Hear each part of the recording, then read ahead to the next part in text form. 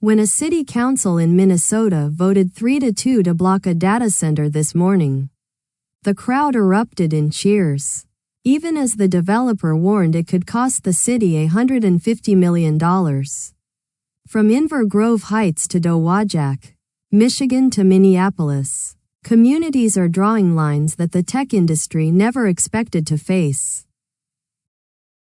In Inver Grove Heights, Minnesota, Friday morning started with chaos.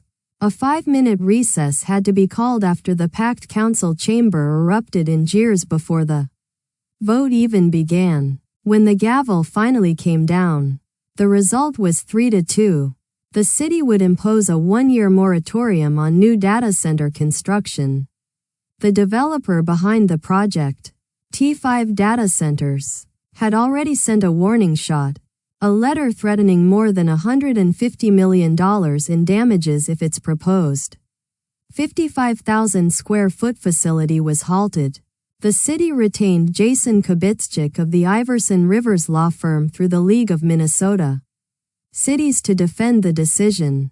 Officials say the pause is simply to allow time to study zoning, infrastructure, and land use impacts. But with $150 million in potential liability looming, Inver Grove Heights has drawn a line and bet its tax base on holding it. That battle is playing out in courtrooms too. That opposition is now making its way into courtrooms about 500 miles east in Dowagiac, Michigan. A different kind of confrontation is unfolding. On the same day Inver Grove Heights was voting, Hyperscale Data Inc. announced it had completed the acquisition of 48.5 acres of forested land, more than doubling its Michigan campus to 83 total acres. The company has designs on eventually reaching 3,000 megawatts of capacity at this site, which it plans to convert into a combined AI data center and robotics hub with over 100,000 square feet dedicated to robotics assembly and high-performance computing. But it is doing all of this while facing a class action lawsuit filed by nearby residents. Neighbors say the noise from the existing 30-megawatt facility is unbearable. The company is pressing forward regardless, purchasing land, announcing new customers, and hosting an investor call delayed specifically to June 26 to address what it called positive developments. Residents call it something else entirely. That opposition is making its way into city halls across Minnesota. On the same Friday that Inver Grove Heights voted, Minneapolis City Council passed its own pause, a 5-month moratorium on all new data center development within city limits. The Twin Cities Metro has now become a flashpoint in the national data center battle.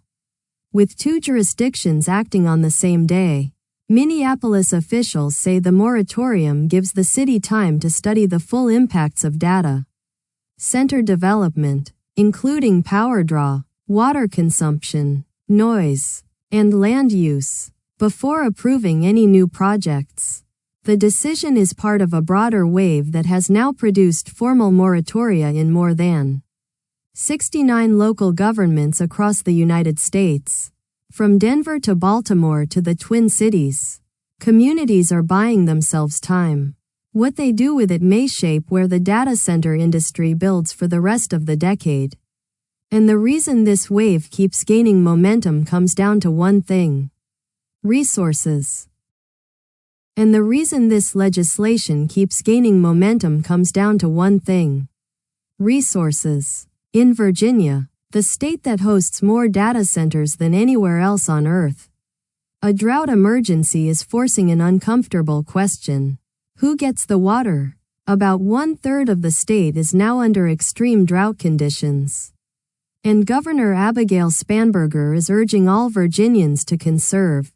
State water regulators have clarified that data centers, which can consume up to 5 million gallons of water per day, equivalent to a city of 50,000 people, face the same mandatory restrictions as every other residential and commercial customer.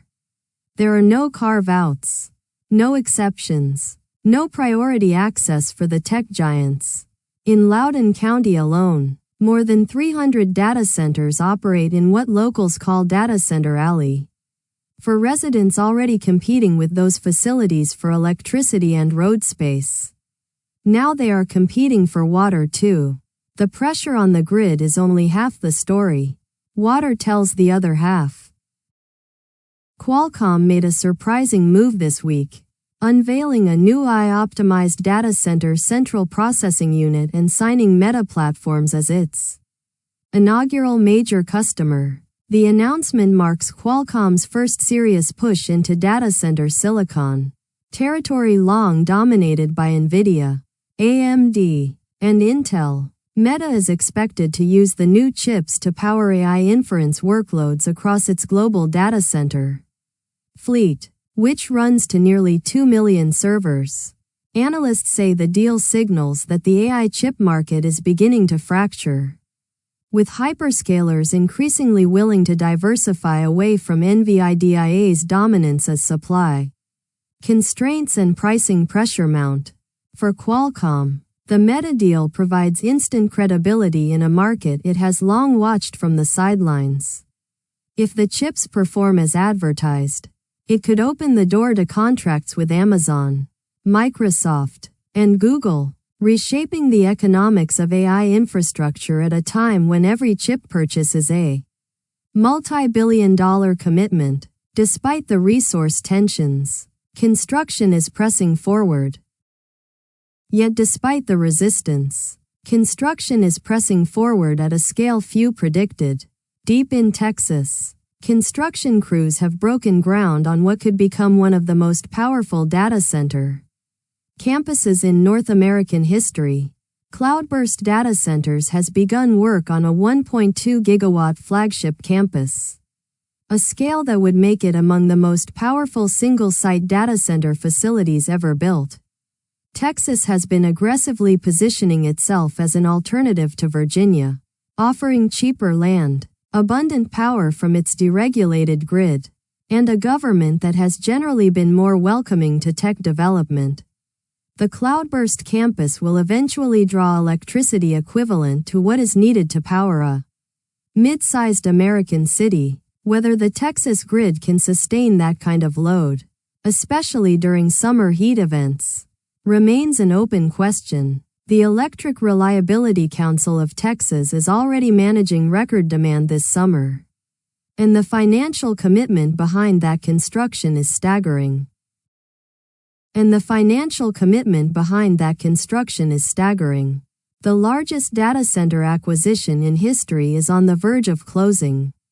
A consortium led by BlackRock's global infrastructure partners, and including Microsoft, NVIDIA, Elon Musk's XAI, MGX of Abu Dhabi, and the Kuwait Investment Authority, is finalizing its $40 billion purchase of Aligned Data Centers.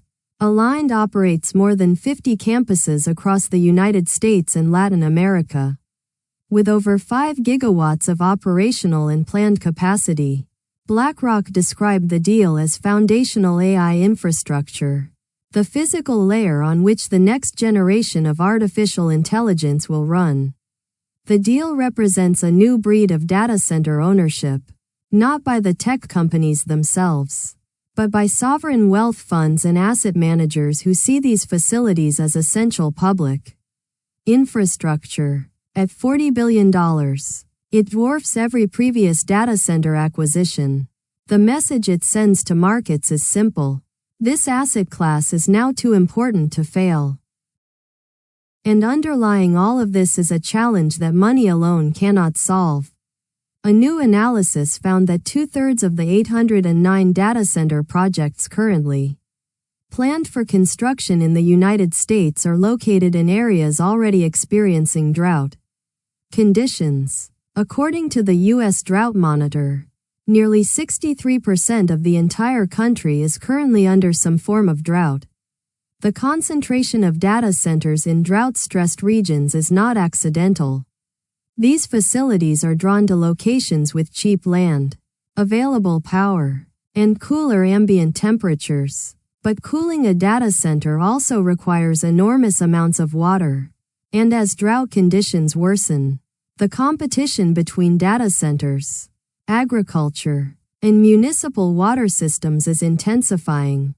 Researchers say power generation accounts for roughly 54% of the additional water demand from AI, while semiconductor manufacturing takes another 42%. The data center itself is only a fraction, but it is the visible, local face of a much larger and growing thirst. Thanks for watching. If you found this useful, subscribe, leave a like, and drop a comment. It helps us cover more of these stories.